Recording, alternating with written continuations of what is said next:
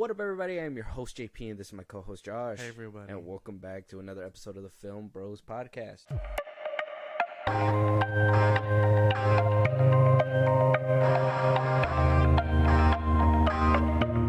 Okay, guys, happy December. We're almost to the holidays. We're almost to Christmas. And with that, we're going to give you guys a nice little Christmas treat. Like we were given a Christmas treat on Max at the end of November. An early holiday gift, I guess, from some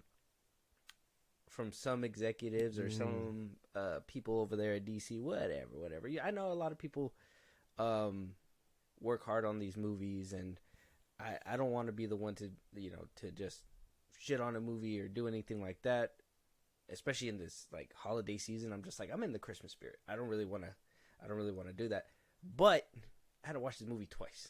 Oh yeah, and so I'm not really too happy about it the second time around. Oh man, Josh, if you want to go ahead and let them know what kind of gift was given to us. WB decided to give us Blue Beetle 2023 as a gift, so we're reviewing it for you guys. That love you feel for your family makes you weak. You're wrong. My family, that's what makes me strong.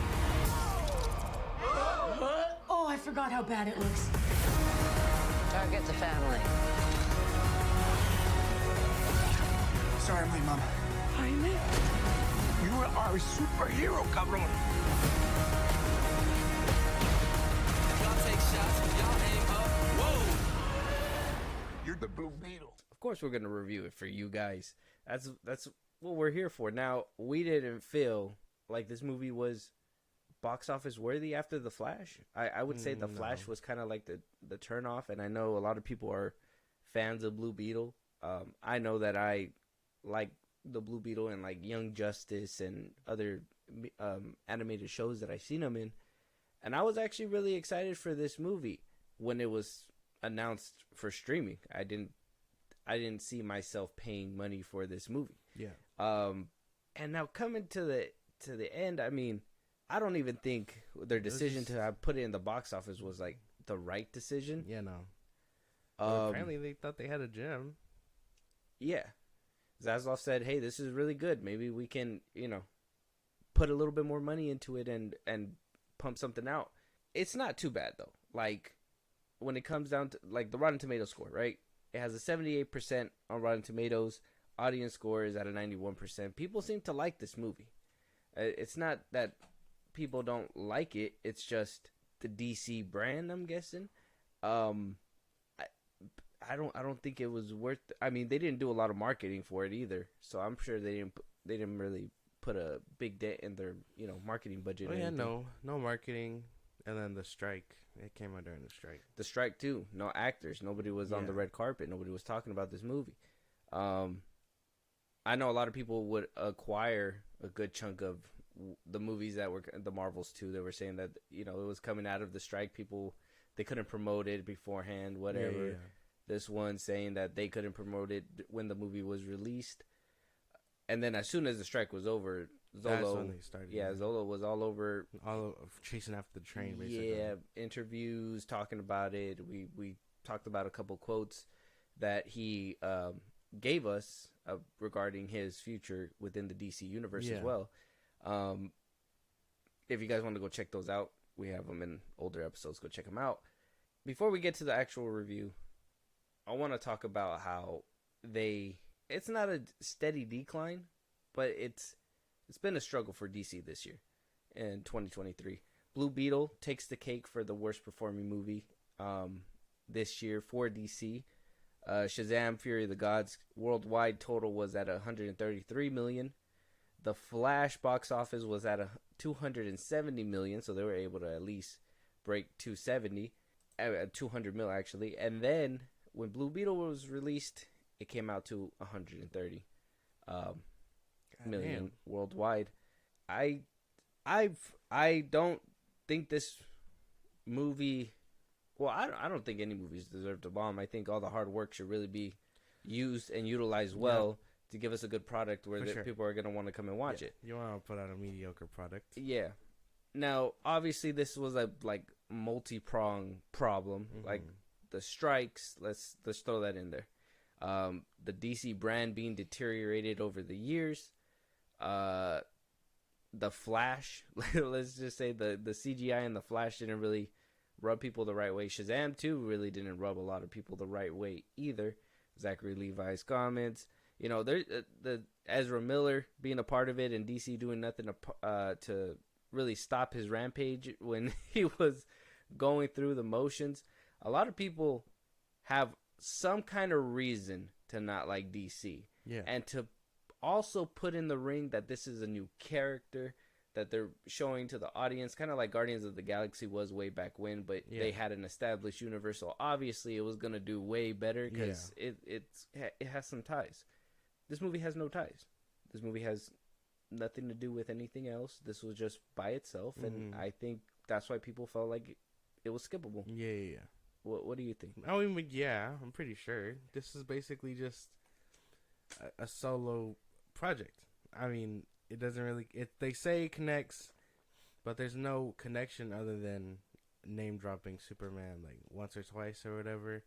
They name drop Batman, so yeah, it's in the DC universe, but it's not part of any universe. If that makes any sense. Yeah. So it's not. It's supposed to be outside. We know it's supposed to be connected to the DCU or whatever. But I mean, with no real ties and nothing to really show, not even a post-credit scene saying like, I don't know, him joining the Titans, something. You know what? I was thinking about that. Maybe I don't really want, like, I was thinking, because there was no post-credit scene at all. And I was thinking, like, this was like, if James Gunn was saying that Blue Beetle was going to be in his new universe, I felt like this was a perfect time to maybe put a cutscene of maybe not, I guess a headless cameo would be kind of cheap again, but, you know, maybe tease the future, like the suit or something, or maybe have a back shot of Superman about to talk to Jaime or something, you know, something connected to what they were gonna do. Like, I feel like they could have done something more with the Titans or something. Like, if we already know Batman is on his fourth Robin, they could have had Nightwing approach and be like, "Hey, I got a team. We could use help." Something like that. Establish it a bit. And I mean, I don't know. It was just a standalone thing, and that's the problem. This didn't feel like it was part of anything other than the name drop. I mean, I don't feel like it's a huge problem if the story was better. If the story wasn't so basic, I guess. The rest of the movie was something that could have done well in a connected universe, in my opinion. But it being a standalone and not having that strong of a story, because you can have a weak story and then people are going to obviously ride the shit out of it because cool things happen that are going to be connecting to the next thing. And that could have probably helped it out a lot too. But, and with these scores that we're getting from Rotten Tomato, like, I get people kind of liked it. I know some people that liked it as well. I think I seen too when this movie was coming out that it did really well in the whole Hispanic area. Oh yeah, obviously. And I mean, it captures some things correct, but I've seen better movies this year, and this movie's just not. It's just painfully average. Where I'm sure, again, yeah, it probably would have shined if it was like, if James Gunn really wrote his coattails and was like, this is the first movie in the DCU, something like that. But no, it's in limbo. It's in a dead universe, but you're telling me it's gonna take place also in James Gunn's DCU because he's returning. Yeah. That's a bigger problem to be discussed later down the line. Yeah, we'll probably touch back up on that, but maybe after we're done reviewing it. But starting off, we got I believe the directorial debut of, he did The Farm back in 2015. So no, I guess the big blockbuster name, because I haven't seen either of these movies. One's a short and one's like an hour and a half film. So I wouldn't say he's too established. So I wouldn't say his debut, but at least another film from Angel Manuel Soto. He was brought on by Walter Hamada, actually. Yeah. Before he made his grand exit with Black Adam. Yeah. If anybody remembers that. If you don't, all of our episodes are out there. Go check it out. But he wound up leaving. during the Black Adam premiere, James Gunn wound up getting promoted to CEO, Peter Safran as well. So they had to work with what they had right here. We got Zolo Marduena as Jaime Reyes, Bruna Marquezine as Jenny Cord, Damien the names are crazy, Alcazar, Alberto Reyes, Becky G as Kajada, George Lopez was Rudy Reyes, and then Adriana Barraza before she got, or not her, Adriana Barraza as Nana Reyes, and before she got kicked out of her agency, Susan Sarando as Victoria Cord, which was the auntie. Yeah. Before she made all those little comments and people were just like, hey, you're fucking fired. Cast was not too bad. But I guess we can start breaking down the story. So we start off with Auntie Cord finding the blue beetle scarab in one of the rocks. Yeah. She's trying to crack in there. And then we go into a very colorful opening on showing us basically the scarab coming to Earth, where it crashed through one whole Earth and blew it up, but then, it just casually landed on our planet. Next, we move on to seeing Jaime Reyes. He's coming back from college. He comes back to meet his family, which the whole family dynamic was pretty great. They are in money troubles. They go and make it seem like they're going to give us, some grand beginning, and then, oh, nope, he's still broke. He needs to make money. He runs into, what's her name? Jenny Cord? Yeah. He runs into Jenny Cord, where she seems to be uncovering the truth that her auntie is hiding, because she's trying to build her own army of blue beetles, but she can't seem to crack the scarab. She finds the scarab, takes it out, hands it to a random Mexican kid because, hey, why not? Jaime. And in a burger box, he winds up taking it home, where he was being the responsible one, but the rest of the family basically got him into a pickle. Yeah. He winds up getting the scarab, takes it on a test flight. Some things happen. No deaths happen. Some deaths happen. And then at the end of the movie, we go off into the sunset. He's fine and dandy, and we move on to the next project, I guess. That's basically what happens in the movie. I know I didn't really give a lot of context. This is a spoiler review, but that's basically what happens. It's not really cut and dry. It's not really too much your complex basic origin hero story. Yeah, it kind of felt, if I want to be honest, want to be real, felt like an Iron Man and like an Ant-Man mashup.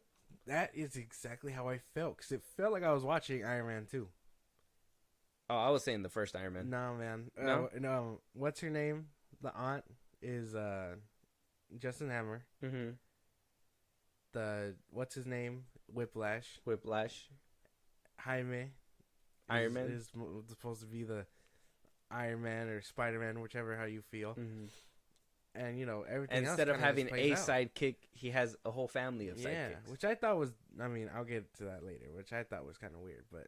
Or we could get to it now. So let's talk about the characters. I mean, some of the characters were fine. I think the ones that I was really vibing with the most, Jaime, obviously. I think Zolo really shines here. He's very early in his career. I don't think he's had any movie projects as of recently, other than this one. Mm-hmm. I think this is like his first movie, like actual like silver screen debut. Unless he's been in other things. No, just TV shows. Yeah. See, so he was in Cobra Kai, and I know him from Cobra Kai. I told you he does pretty good there. Miguel Diaz. Yes. So he does pretty good there. The aunt, I thought she was cool. I forget her name. But yeah, Ted Cord is supposed to be Ted Cord's sister. Jenny Cord, she did cool. As for the family, they kind of were good. But I think they overstayed their welcome a little bit. Apex, whatever his name was. Apex?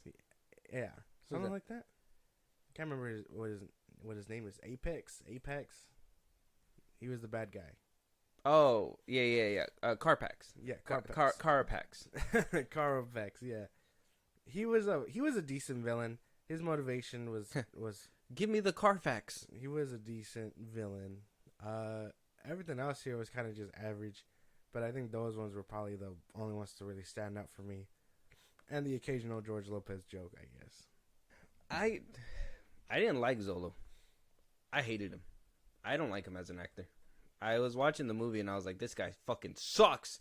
He's cheeks at this role. What is he doing? I think he had the athleticism, and obviously he's had some experience in TV, so they were like, hey, this is probably the kid.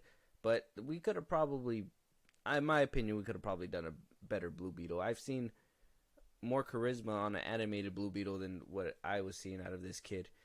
His sister was more into the role, I felt, than Zolo himself. How? I honestly don't think so. When he was playing it, it just seemed like he was trying hard to like the character. Whereas when you seen the girl that plays his sister, Milagro, she seems like she's genuinely like kind of like what how Iman Vellani was in Miss Marvel. Like, she actually seemed genuine, like she wanted to really try at this role, and this is like she was having fun and shit like that. The rest of the family really felt like everybody was having fun. Zolo was the only one that felt like he needed to put friction, and because of that, his acting kind of felt a little weird, because he actually had to act like he wasn't a kid, and he had to act like responsible within this movie. And it was just, I thought it just felt flat. I didn't really like his performance. So. I think he did all right. Even the girl that played Jenny Cord too, I wasn't really fucking with her performance either. She was okay. I would say she was decent, but I was just like, she's cool. She obviously ended up overstaying her welcome too.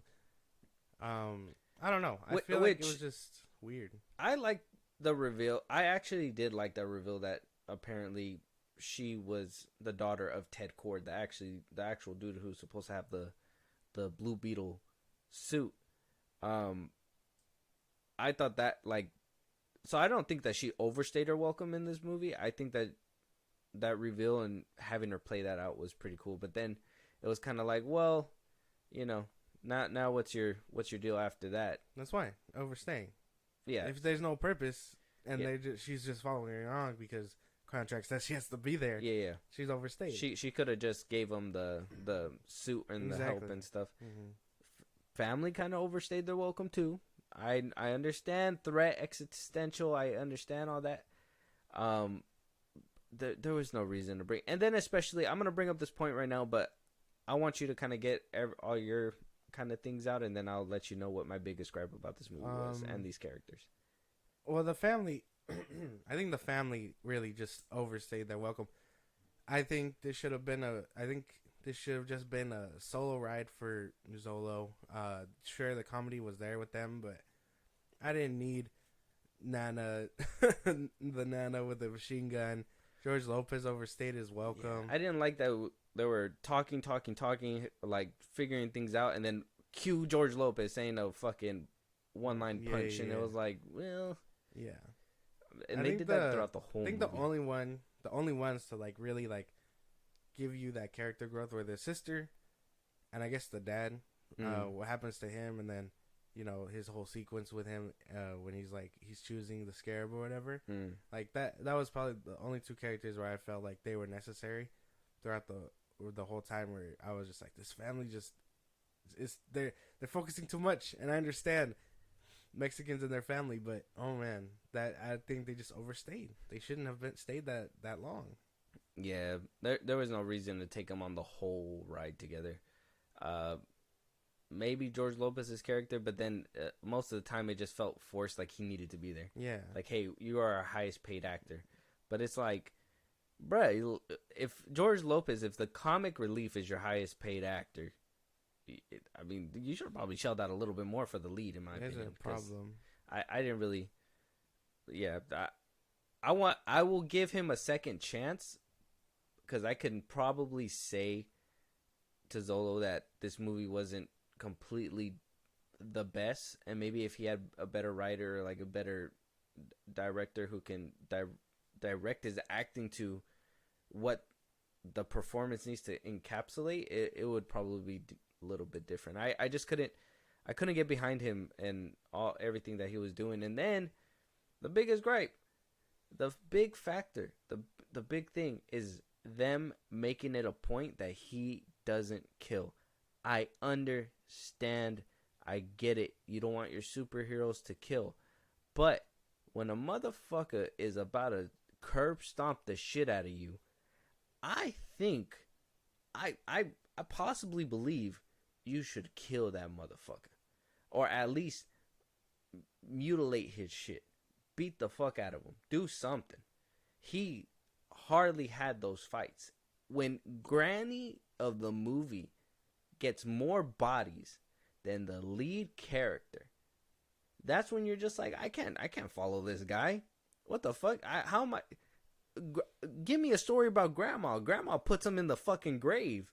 She puts him out. Like, and the fighting was cool. I think against normal henchmen is different. Like, yeah, those fight scenes. Yeah, I'm not gonna kill these guys. Yeah, of course he's gonna Yeah, I understand that. Let me get those fight scenes in, because I did like the little hallway fight scene at the end where like he's punching. I know they kind of put a little bit in the trailer, but even then it was kind of basic too. They didn't really do any flair, do anything different. It was just him punching people in the hallway and maybe doing that one clobbering time fucking move and shit. Yeah, and like a shield or whatever. Yeah, and I was like, okay, so this character who can't kill or anything, like, this is okay with you guys.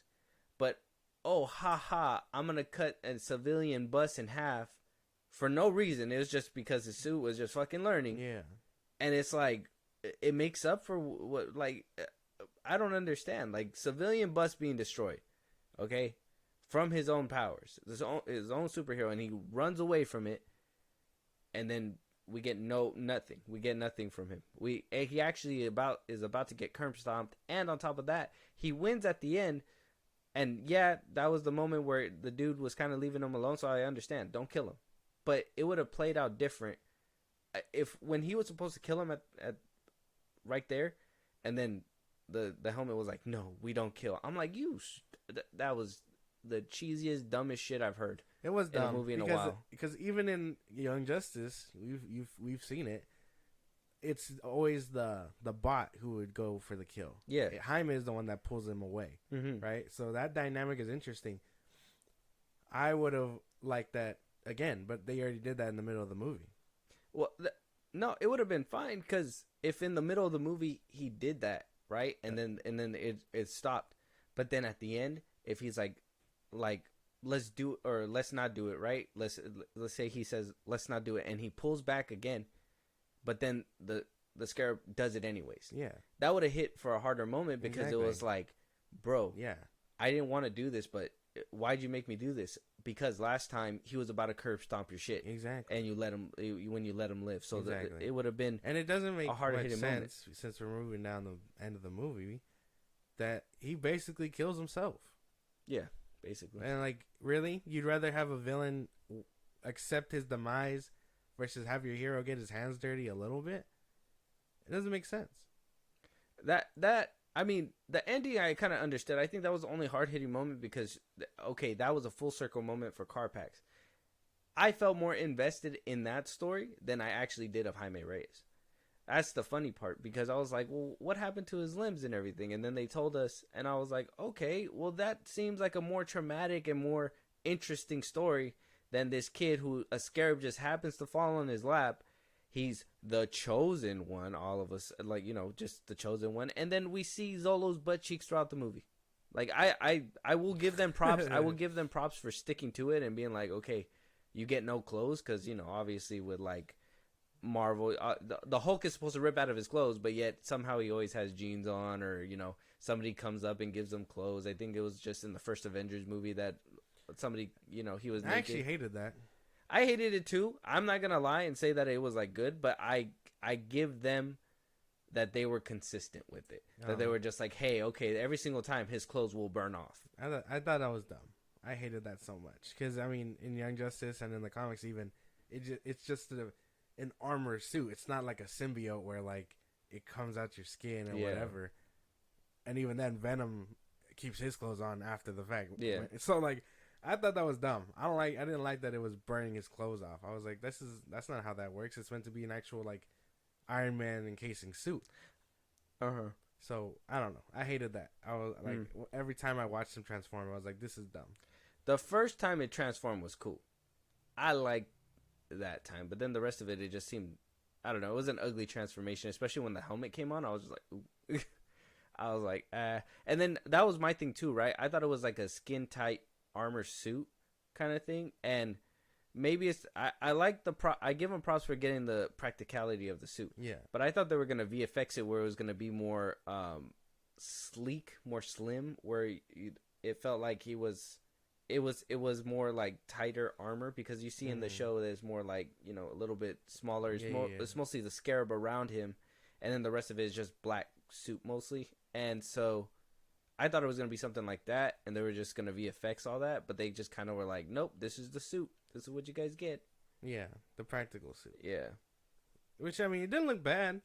When it was him just standing there, I guess, in the suit, it looked fine.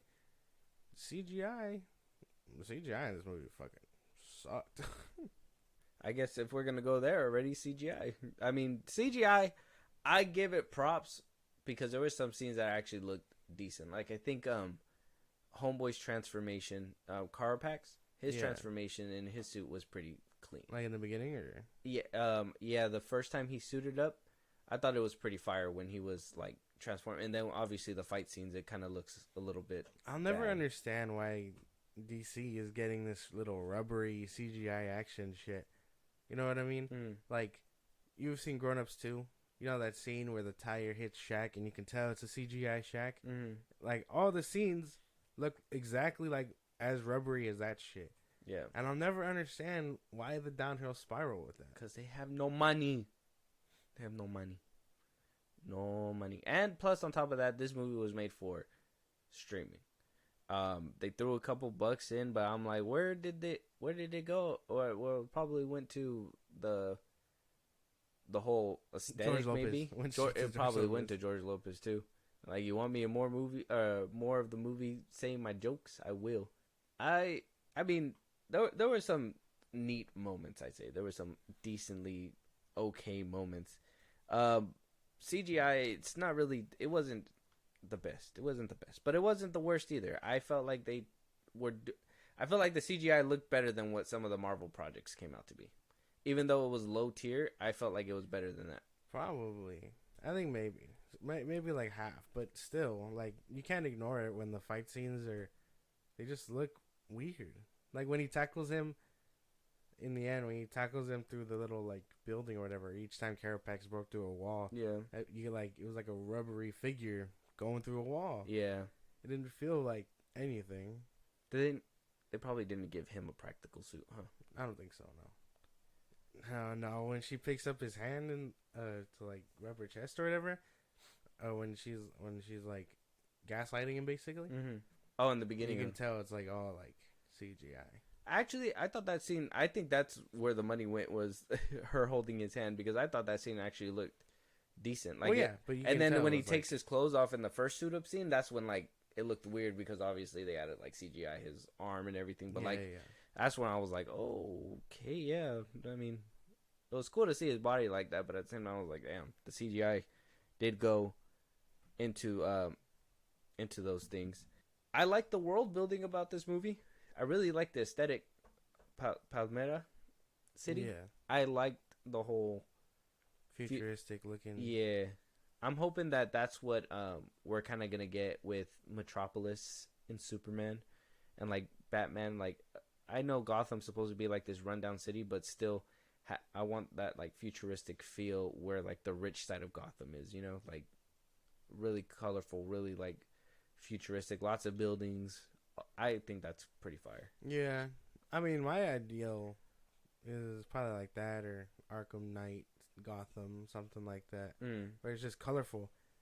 Or I think even the Batman had a decent look in Gotham too, in the 2022 movie. Yeah, it did. So like I need that aesthetic a little bit more. But yeah, I see what you're saying. The futuristic city looked nice, especially for a city basically built on Ted Cord. Yeah, I'm sure he'd shell out And more than Bruce Wayne would. That was another thing too. I hated that we only went to the city one time, and that was only during the whole His whole flight sequence. Everything else was in the barrio, like it was in the ghetto streets of wherever they were living, where they owed rent and shit. They were, and then at that one place, and then Ted Cord's place, and then the one time he's doing the whole flight suit, and maybe when he goes to get the cheeseburger from the girl, the box, and that was it. I thought we were gonna see more of that, and then even then we had this futuristic scene, and then when he went and cut the bus in half, that shit just looked like regular skyscrapers. Yeah. So that was weird. They were just like, well, weird. They just gave it up a little bit, and they were like, well, you can't see from the ground up. Yeah. I thought that was weird. I thought that whole shit was weird. Cutting the bus in half. I was like, why couldn't he stop a real threat, quote unquote? Right, like what if it was like a bank robber's car or something like that? Yeah, like it was like a flight suit, and then it was like, oh, those people are robbing the bank or something, and then he goes down there and he fucking slices that shit in half real quick. Yeah. With the sword, and then that would have made like that complexity. Like, why'd you do that? Why'd you cut the thing in half with the sword? It's like, damn, I didn't know I could make a sword and it can cut through cars and shit. That, and then like if the Scarab right there is like, oh, we gotta kill these robbers, and he's like, no, they didn't do anything serious like that, you know, and that would have started like, it would have started like some friction right there, but they just no friction, no nothing. Let's go ahead and just keep going. We're not gonna worry about any of that stuff, but. I guess world building was okay. I guess I like the scenery. It wasn't like the best world building because we really didn't get anything else besides. Huh? It was bright. And then and just name dropping the Flash and Superman doesn't really name drop them, the Batman. That doesn't really make a small world feel big. Yeah, no. You gotta see something. At least they could have put like what they did in the Flash. Oh, Superman and TV or something. If they would have saved that for, like, the Blue Beetle, that would have made sense. Like, a young kid looking up to Superman, like, oh, he's over there saving people. I want to do that, too. And it was, they just, I don't know. Everything was just basic about this movie. Besides the whole Latino, like, little dynamic with the family and all that, which I personally loved. Maybe that's just my roots. I don't know. But, like, I personally loved that because I was just, like, I remember that. That was funny. That actually does happen. Haha. Fucking, it went up his ass. Haha. Wow, that's crazy. Like, that I personally, when that joke was funny to me. That I will say I laughed at that when he's like, it went up his culo. I was like, oh fuck, no way. It did go up his ass. That's gay, my boy. Oh my god. The Scarab, gay, my boy. No. Oh, no actually, Kajida is a girl. Yeah. I liked it. It changed his life forever. I think Becky G as the Kamatage was kind of interesting. Kashida was kind of interesting. The Scarab, I'm calling it the Scarab. Yeah, it was kind of interesting. I liked it. I think she did a good job. Oh yeah, but I mean, I guess what I'm thinking is like paying for someone like that, only because she is a big like Latina like singer or whatever. Mm-hmm. It's kind of a waste without a face, if that makes any sense. Because some people even recognize her voice. Not really, no. That's what I'm saying. But no, I mean, it doesn't matter. I mean, she's not a big time actor. Because like no one knew Paul Bettany was Jarvis. That's why. And then eventually, who knows? Maybe she'll actually get a. Fuck, real... that sounds terrible. Don't do that. What? You don't want Becky G as a real life person? Mm-mm. You don't like her? That does not make sense. What's wrong with her? She's essentially not. I mean, the Scarab isn't Jarvis. It's not the same thing. What if like in his mind's eye he sees her? Like she's like a hologram or whatever in like his head or something. Like when he pictures her, that's what it looks like. And then you know what I mean? Like when he'd probably make a joke. He'd probably like say like when he's sleeping or something, and he's communicating with it. Like when he closes his eyes and he's like, oh, I gotta meditate to talk to the Scarab or something, and that's what he sees. Like that would be interesting. I know they probably make it a joke where it's I didn't know you were a Latin pop singer. Yeah, no, they'd probably make a joke like that where it's like, holy shit, you look like Becky G, and that Scarab would be like, I'm what you envision. You know what? Under James Gunn's watch, it'd probably pass too. Yeah, they'd be like, say that, and it's gonna be like, no, we're good. Never mind. Take that off the table. Just keep her as a Scarab. She's good. See, you see what I'm saying? Yeah, leave her. You just painted a picture that I just could not envision. Yeah.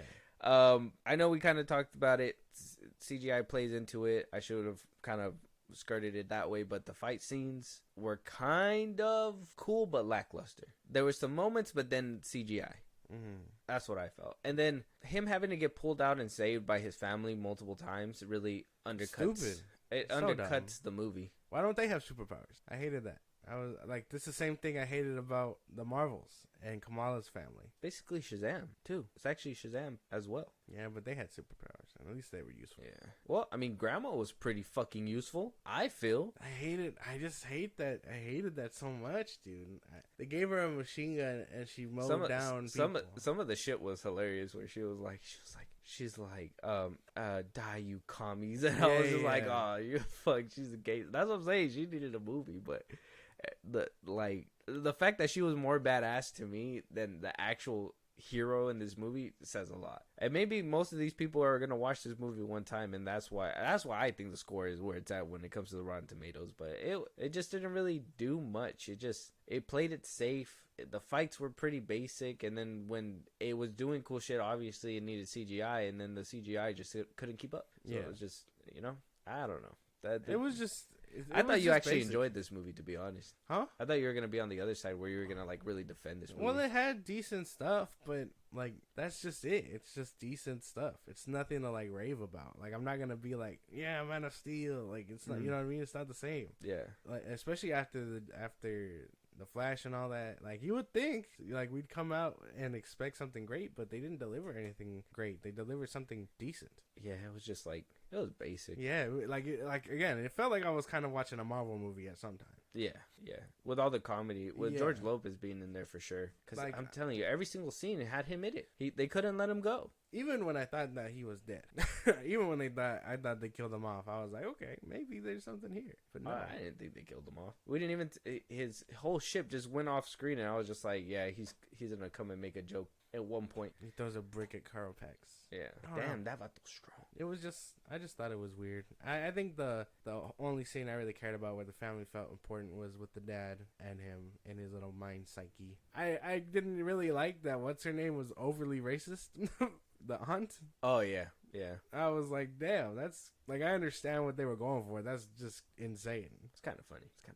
I kind of digged it. It was kind of hilarious. I know it was, but that's the kind of stuff that I'm just like, I didn't even think that they were gonna touch it because I honestly think the comedy aspect was there. I just think they heavily relied on George Lopez way too much, especially on some of the serious tones. But I will say the comedy was there. I think the mom was hilarious, the grandma was hilarious, the sister was funny when she was like, "Come on, Doc, I gotta take a royal shit." I thought that was actually funny.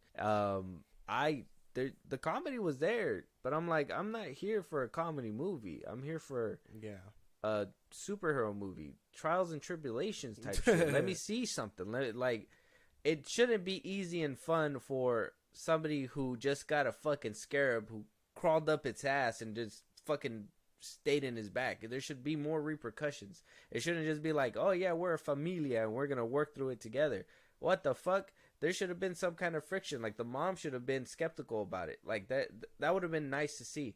The family dynamic kind of being pulled apart because of the scarab, but then at the end of the movie, knowing that there's nothing really wrong, and the scarab kind of brings them together. Like the mom could have started losing faith, and then obviously, spoiler, the dad, going the way that he did and stuff like that. That would have created some friction in the movie that would have made for an interesting watch. But when you're just basically running the movie through like it's just butter through a fucking mill, it's smooth as shit. Yeah, it was just hitting boxes. That's what it felt like. It was just hitting like every like basic box that Marvel set up. Apparently, like they were like he was just. Congratulations, guys! You guys got your Marvel DC movie. There you go. I hope you guys are happy. I hope you guys love this because like even in the comics and in the animated movies and things like that, the parents kind of like hate the scarab. They don't hate Jaime. but they hate the scarab. And so like when he decides to go do superhero shit, they're like, oh, is it how's things? And the dynamic is awkward. And it's like, yeah, the scarab tore that shit apart. Yeah.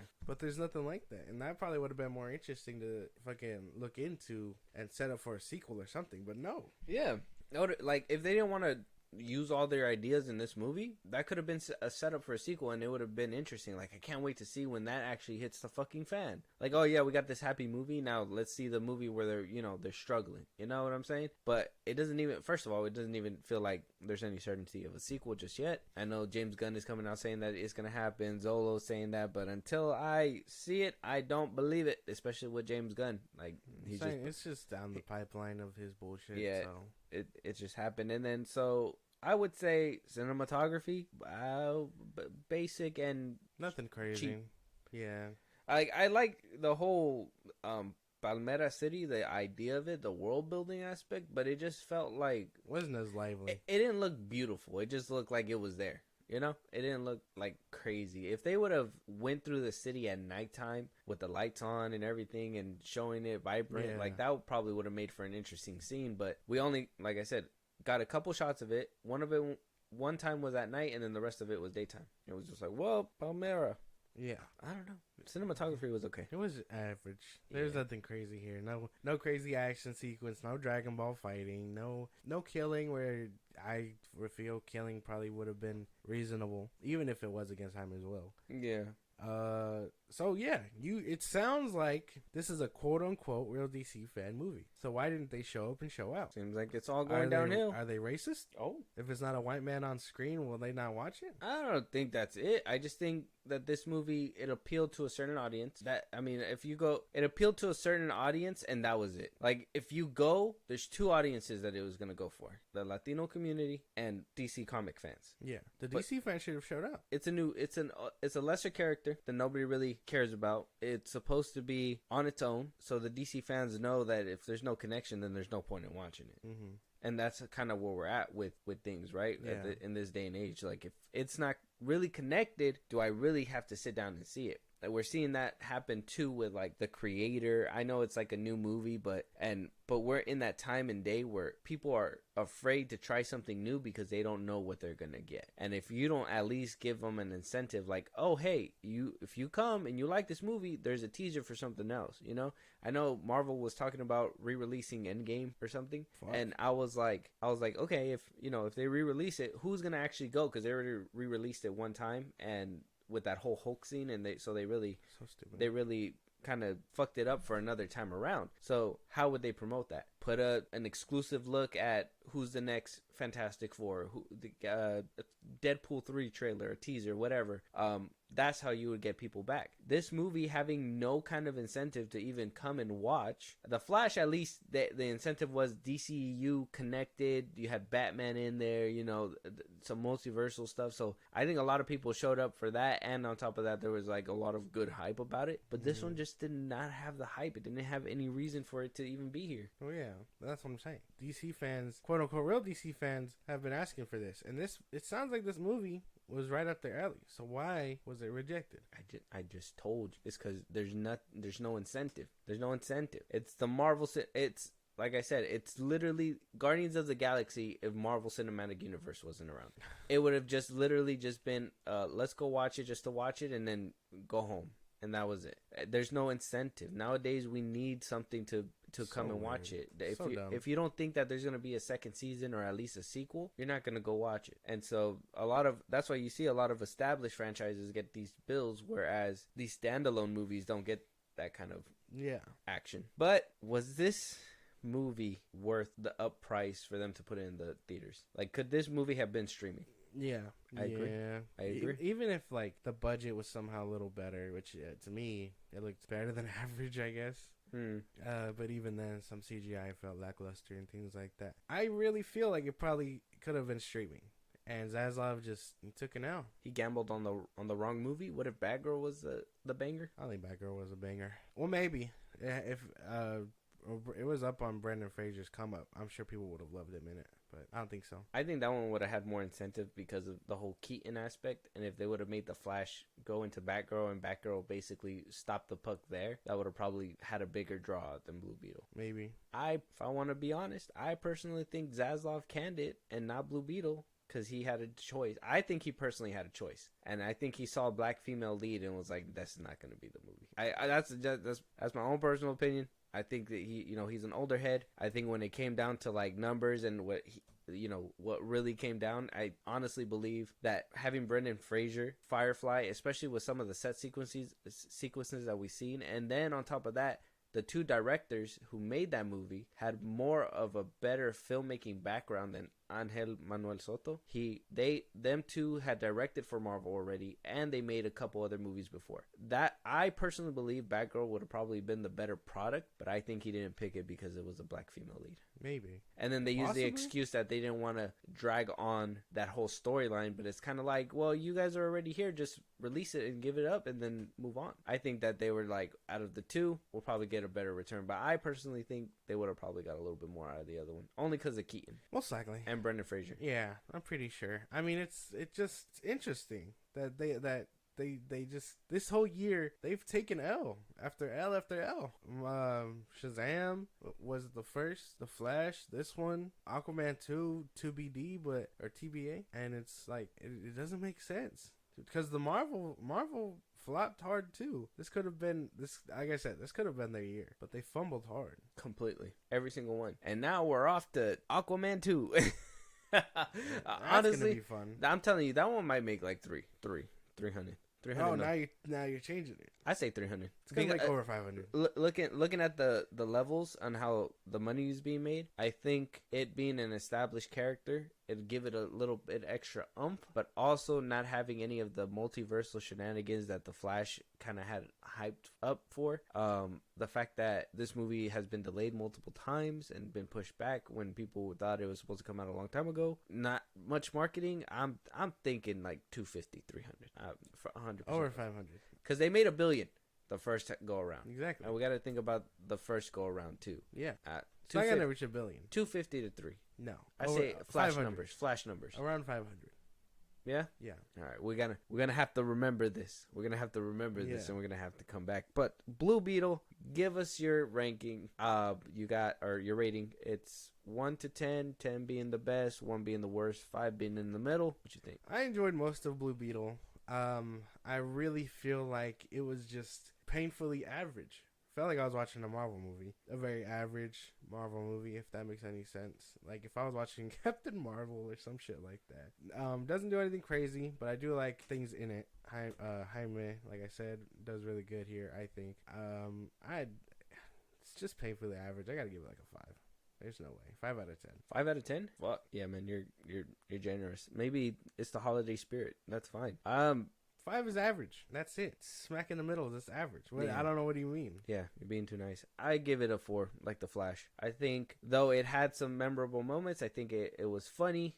Yeah, it was funny. I think they heavily relied on the jokes too much. I think there wasn't enough character depth. There was no character depth. There was no resolution at the end of anything. They were still poor. And like I told you, the girl offered to fix the house, but it's not their house. It's the landlord's house. So either way, regardless, they're still struggling. Yeah. Unless she's paying rent for them too. Yeah. We'll figure that out later. But nothing really changed. And the fact that the hero couldn't do what needed to be done, but his grandma could, tells me that they didn't take this character seriously at all. Like I said, that you had some beautiful scenes of the city, and then when you were in the city, that wasn't there. You had fight scenes, but then when you looked up close, it was CGI. Yeah. They try to do cool shit, and I admire it. I think the lead needs to be gone. I don't see him in the DCEU, but if they decide to do it, I'll give him a second chance. I think he wasn't that great. I think the family did better acting and were more happy to be there than he was. And like I said, that probably was the whole acting thing where he needed to seem like he was the responsible one and shit. Yeah. And that kind of threw off whatever was going on in the movie. I don't know. I got to give it like a 4. Right up with The Flash right there. Yeah. And then I think I gave Shazam 2 like a 3. Man, it's just, the Flash is garbage. There's no way. I don't know how the fuck that levels out, but I guess. Because the same thing with The Flash, right? The Flash has some memorable moments. There were some things in there that you were like, being garbage. it was that too. But like there was some decent stuff. It wasn't all the way crazy. It wasn't cool. I mean, yeah, like seeing Michael Shannon back in any form is like a W for me. It sucks that they kind of butchered my boy, but it's like seeing him back as Zod kind of helped a little bit. You know what I mean? And there were some things that, and then seeing the Man of Steel scene where, you know, Ezra Miller's kind of helping out the kid. I kind of felt that makes it a little bit for me too, only because of the whole connectivity and aspect of it. Yeah. Like, so there is some memorable moments in that film. Same thing with this one. It's just this one, if anything, is less memorable than the other one. The only reason why I would say there's memorable moments is only because of the comedy. Like that whole "it went up his ass" thing. I'm never gonna forget that. That's like when you tell me about Blue Beetle. That's always a scene that I'm gonna remember. So dumb. And I mean, think about that, WB. Is that what you want your movie to be known for? Is that what you want? Do you want us to know your movie for having a beetle crawl up some Latino's ass? I thought it was weird that they didn't even mention where or hint at where Ted Kord might have went. That's for part 2. Well, yeah, but I mean, everyone knows his dynamic with Booster Gold. I didn't they say he died? Wasn't he dead already? No, you didn't see that end credit scene? It had an end credit scene. Yeah. No. Oh, Ted Kord. A message comes through to his fucking lair, and it says he's alive. Got you. Probably adrift in time, and he's gonna see Booster Gold later. That's what I'm saying. That's what I'm thinking. I mean, their dynamic is that they're like good friends in the comics. So I'm assuming he probably just went with him, but still, not even a hint of like, hey, he was dabbling in time travel or something like that, and then he was just disappeared or something like that, just to hint at and give some people that incentive to be like, oh, he probably met Booster Gold, because I mean, Booster Gold time travels. Yeah, like that connection would have easily been like, we're probably gonna see him in a sequel or something. But that mystery is boring. I did like seeing his suit though, Ted Kord's OG suit. Yeah, that was cool. Little setup right there. I like his whole lair setup. Even the little beetle buggy. I thought that was cool too. the fucking little fly machine. But yeah, man, I don't know. Blue Beetle was just a disappointment. DC has been a disappointment all year. And at this point, it's just a battle of who's going to suck the worst. I mean, Blue Beetle has taken the crown against Shazam 2, so we'll see where Aquaman 2 clocks in at. We're not at Aquaman 3. No We're not gonna DC get 3. movie next year. One Marvel movie next year. One Marvel movie next year. How the fuck did that happen? Like, what the fuck? Superhero fatigue. Oh my god. Bad movie fatigue. They just couldn't make any more story. But it's insane because, like, me and you could sit here and we could ramble on and just talk about different things that they could have done better, that would have made the scene better. And what they come up with is kind of like, what? You know, like that's what they come up with. It doesn't make any sense. Like, I don't know. I think the whole change up really affected these movies. I know reshoots did happen with certain movies, but I think the direction that Hamada had for these movies were obviously a factor, because every single movie that came out besides Black Adam, I would say, and that was probably because The Rock really strong-armed his way into getting what the fuck he wanted, but the rest of them were all the same. They're basically the same, and that was all under Hamada's watch. Same thing with Aquaman 2. Maybe it'll be a little bit better or a little bit different, like Black Adam, because of the fact that these are people that have a little bit more leverage to do. Yeah. But the rest of them that had like basic actors, David Sandberg, fucking Angel Soto, the dudes that directing Brave and the Bold, Andy Muschietti, like they're all just horror directors that were all under Walter Hamada, and Walter Hamada was overseeing all this stuff. Yeah. Well, now he can fuck up whatever you got going to Paramount. Fuck, dude. Yeah, I can't even say this is James Gunn. I think James Gunn kind of put his hand in there to try to help creatively, but I just think it was just